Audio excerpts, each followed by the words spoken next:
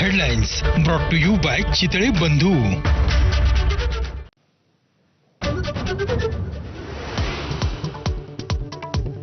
शरद पवारांनी एकनाथ शिंदेंच्या केलेल्या सत्कारावर संजय राऊतांचा हल्लाबोल. गद्दारांचा सन्मान केलातच कसा, राऊतांचा सवाल.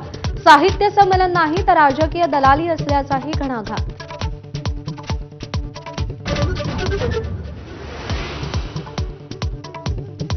उपमुख्यमंत्री एकनाथ शिंदेंच्या सत्कारावर पक्षप्रमुख उद्धव ठाकरे यांचीही तीव्र नाराजी. पवारांनी कार्यक्रम टाळायला हवा होता म्हणत राऊतांच्या मताची ठाकरेंकडून पाठराखण.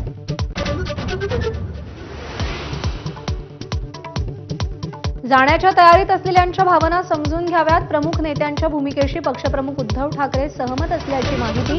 गळती थांबणार का, ठाकरेंच्या शिवसेनेत उत्सुकता.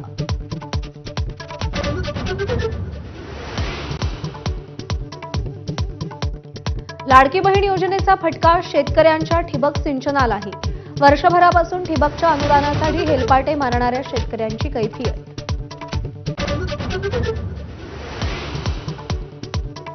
लाडकी बहीण योजनेमुळे महात्मा फुले जनआरोग्य योजनेलाही फटका बसल्याचं उघड.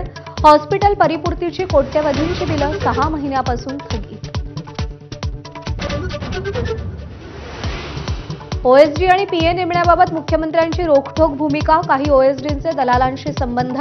शिवसेनेच्या मंत्र्यांना देवेंद्र फडणवीसांचं स्पष्ट उत्तर. काही नियुक्त्यांना मात्र मंजुरी.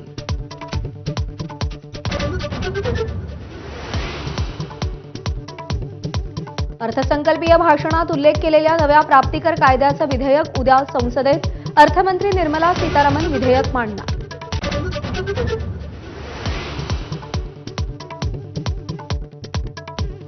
अभिजात तमिळच्या धर्तीवर मराठी भाषा संवर्धनासाठी केंद्रीय विद्यापीठाची स्थापना करावी. वायव्य मुंबईचे खासदार रवींद्र वायकर यांची संसदेत मागणी.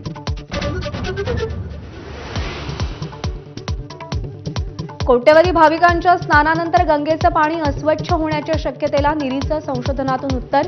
गंगेच्या पाण्यात शुद्ध आणि स्वच्छ राहण्याचा अंगभूत गुणधर्म. गोमुख ते गंगासागरादरम्यान केलेल्या अभ्यासाचा निष्कर्ष.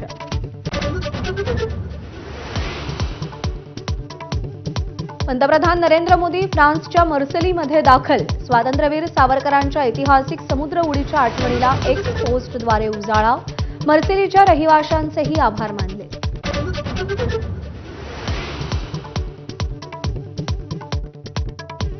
अहमदाबादच्या नरेंद्र मोदी स्टेडियममध्ये आज भारत आणि इंग्लंडमधला तिसरा आणि अखेरचा वनडे सामना.